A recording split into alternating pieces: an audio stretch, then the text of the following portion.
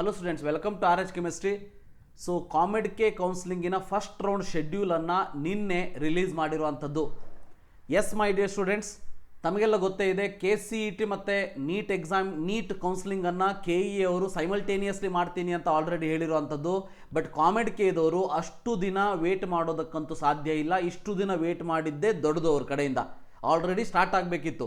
So but ಈಗ ಈ ರೀತಿಯಾಗಿ ಸ್ಟಾರ್ಟ್ ಮಾಡಿರೋದು ಅಥವಾ ಮಾಡ್ತಾ ಇರೋದು CET ಅಂತಹ ಅಥವಾ ಈ ಕಾಮೆಡ್ ಕೆಗೋಸ್ಕರನೇ ವೇಟ್ ಮಾಡ್ತಿರೋಂಥ ವಿದ್ಯಾರ್ಥಿಗಳಿಗೆ ಡೆಫಿನೆಟ್ಲಿ ಇದು ಲಾಸ್ ಅಂತ ಹೇಳೋದಕ್ಕೆ ಇಷ್ಟಪಡ್ತೀನಿ. ಯಾಕಂತಂದರೆ ಬಹಳಷ್ಟು ಜನ ವಿದ್ಯಾರ್ಥಿಗಳು CETಗೋಸ್ಕರ ವೇಟ್ ಮಾಡ್ತಾ ಇದ್ದವರು ಕೂಡ ಆ್ಯಸ್ ಅ ಬ್ಯಾಕಪ್ ಇಲ್ಲಿನೂ ಕೂಡ ಸೀಟನ್ನು ಹೋಲ್ಡ್ ಮಾಡ್ಕೊಳ್ಳುವಂಥ ಚಾನ್ಸಸ್ಗಳು ಕಾಣಿಸ್ತದೆ. ಸೊ ಹಿಂದಿನ ವರ್ಷವೂ ಕೂಡ ಇದೇ ಪ್ರಾಬ್ಲಮ್ ಆಗಿತ್ತು.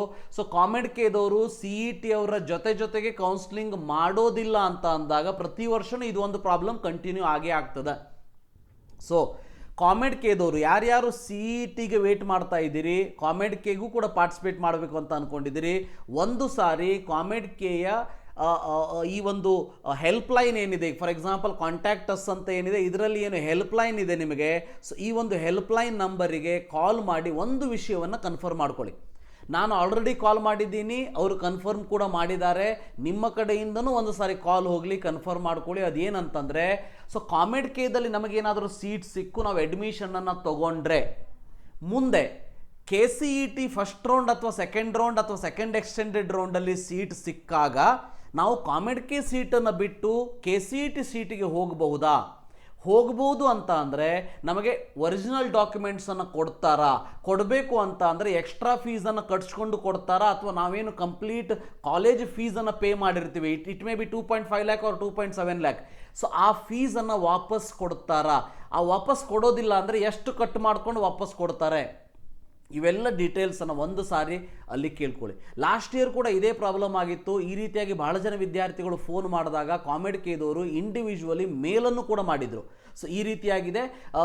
KCETಯ ಸೆಕೆಂಡ್ ರೌಂಡಿನಲ್ಲಿ ನಿಮಗೆ ಸೀಟ್ ಸಿಕ್ಕು ಆ ಅಡ್ಮಿಷನ್ ಆರ್ಡರ್ನ ನಮಗೆ ಕಳಿಸಿದಾಗ ನಾವು ನಿಮ್ಮ ಒರಿಜಿನಲ್ ಡಾಕ್ಯುಮೆಂಟ್ಸನ್ನು ಕೊಡ್ತೀವಿ, ಮತ್ತು ಯಾವುದೇ ರೀತಿಯ ಫೀಸನ್ನು ಕಟ್ ಮಾಡ್ಕೊಳ್ಳೋದು, ಒಂದು ಮಿನಿಮಮ್ ಒಂದು 5,000 10,000 ಕಟ್ ಮಾಡಿಕೊಂಡು ಉಳಿದಿದ್ದ ಫೀಸನ್ನು ವಾಪಸ್ ಕೊಡ್ತೀವಿ ಅಂತಲೂ ಕೂಡ ಹೇಳಿದರು. ಅದಕ್ಕೆ ಈ ವರ್ಷವೂ ಕೂಡ ಇದನ್ನು ಮಾಡಲೇಬೇಕಾಗ್ತದವರು. ಆದರೂ ಒಂದ್ಸಲಿ ಕನ್ಫರ್ಮ್ ಮಾಡ್ಕೊಳ್ಳೋದು ನಿಮ್ಮ ಜವಾಬ್ದಾರಿ ಆಗಿರ್ತದೆ. ನಾನು ಫೋನ್ ಮಾಡಿದಾಗ ಅವರು ಎಸ್ ಅಂತ ಹೇಳಿದ್ದಾರೆ, ಹಾಗೆ ಮಾಡ್ತೀವಿ ಅಂತ ಹೇಳಿದ್ದಾರೆ. ಬಟ್ ನನಗೆ ಅವರು ಹೇಳಿರುವಂಥದ್ದು ಸೆಕೆಂಡ್ ರೌಂಡ್ ಆಫ್ KCET ತನಕ ಅಂತ ಹೇಳಿದ್ದಾರೆ, ಸೆಕೆಂಡ್ ಎಕ್ಸ್ಟೆಂಡೆಡ್ ರೌಂಡ್ ಬಗ್ಗೆ ಹೇಳಿಲ್ಲ ಅವರು. ಸೊ ಅದಕ್ಕೆ ಒಂದು ಸಾರಿ ಕನ್ಫರ್ಮ್ ಮಾಡ್ಕೊಳ್ಳಿ. ಇನ್ನು ಈ ವರ್ಷದ ಒಂದು ಶೆಡ್ಯೂಲನ್ನು ನಾವು ಇಲ್ಲಿ ನೋಡ್ತಾ ಹೋದ್ರಿ ಅಂತ ಅಂದರೆ, ಮಾಕ್ ರೌಂಡ್ ಅಂತ ಏನಿದೆ, ಮಾಕ್ ರೌಂಡ್ ಅಂತ ಅಂದರೆ ಒಂದು ಪ್ರಿಪರೇಟರಿ ಎಕ್ಸಾಮ್ ಇದ್ದಂಗಿದು.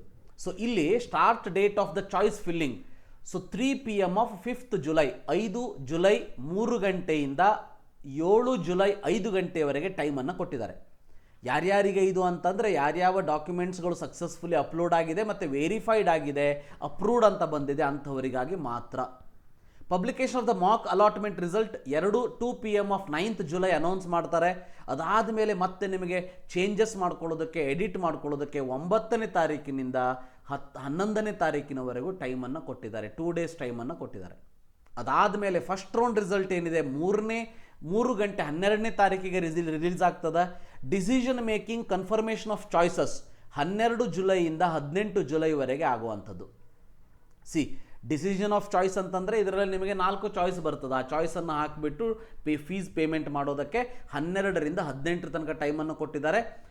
ಕಾಲೇಜಿಗೆ ಹೋಗಿ ರಿಪೋರ್ಟ್ ಮಾಡ್ಕೊಳ್ಳೋದಕ್ಕೆ ಯಾರ್ಯಾರು ಫಸ್ಟ್ ಚಾಯ್ಸನ್ನು ಸೆಲೆಕ್ಟ್ ಮಾಡ್ಕೊಂಡಿರ್ತಾರೆ, ಎಕ್ಸೆಪ್ಟ್ ಆ್ಯಂಡ್ ಫ್ರೀಸ್ ಅಂತೇಳಿ, ಅವರಿಗೆ ಕಾಲೇಜಿಗೆ ಹೋಗಿ ಅಡ್ಮಿಷನ್ ತಗೊಳ್ಳೋದಕ್ಕೆ 13ರಿಂದ 19ನೇ ತಾರೀಕಿನವರೆಗೂ ಕೂಡ ಟೈಮನ್ನು ಕೊಟ್ಟಿದ್ದಾರೆ.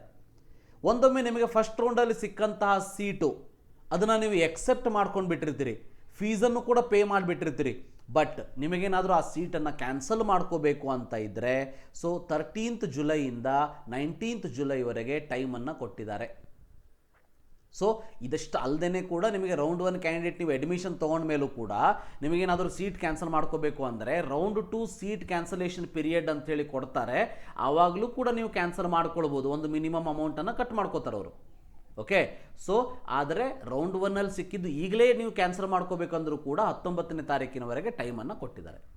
ಅಂದರೆ ನಿಮ್ಮ ಒಂದು ಚಾಯ್ಸ್ ಫಿಲ್ಲಿಂಗ್ ಅಂತ ನಾವೇನು ಕರಿತೀವಿ, ಇಲ್ಲಿ ಆಪ್ಷನ್ ಎಂಟ್ರಿ ಅಂತ CETಯಲ್ಲಿ ಕರಿತೀವಿ, ಇಲ್ಲಿ ಚಾಯ್ಸ್ ಫಿಲ್ಲಿಂಗ್ ಅಂತ ಕರಿತೀವಿ. ಅದು 5ನೇ ತಾರೀಕಿನಿಂದ 7ನೇ ತಾರೀಕುವರೆಗೆ ಇರ್ತದೆ. ಹಾಗೆ ನೋಡಿದರೆ 5ರಿಂದ 11ನೇ ತಾರೀಕಿನವರೆಗೆ ನಿಮಗೆ ಇದ್ದಂಗೆ. ಯಾಕಂತಂದರೆ 7ನೇ ತಾರೀಕು ಆದಮೇಲೆ 9ನೇ ತಾರೀಕು ರಿಸಲ್ಟ್ ಅನೌನ್ಸ್ ಮಾಡ್ತಾರೆ ಮಾಕದ್ದು. ಅದಾದಮೇಲೆ ಮತ್ತೆ ನಿಮಗೆ 9ರಿಂದ 11ನೇ ತಾರೀಕು ತನಕ ಟೈಮನ್ನು ಕೊಡ್ತಾರೆ. ಅದಾದಮೇಲೆ ಫಸ್ಟ್ ರೌಂಡ್ 12ನೇ ತಾರೀಕಿಗೆ ಅನೌನ್ಸ್ ಆಗ್ತದೆ.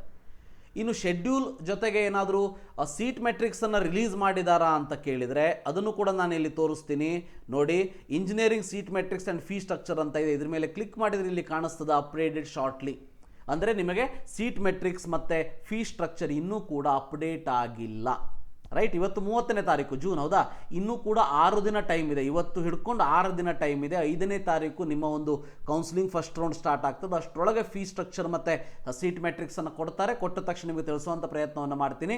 So this is about COMED K counselling.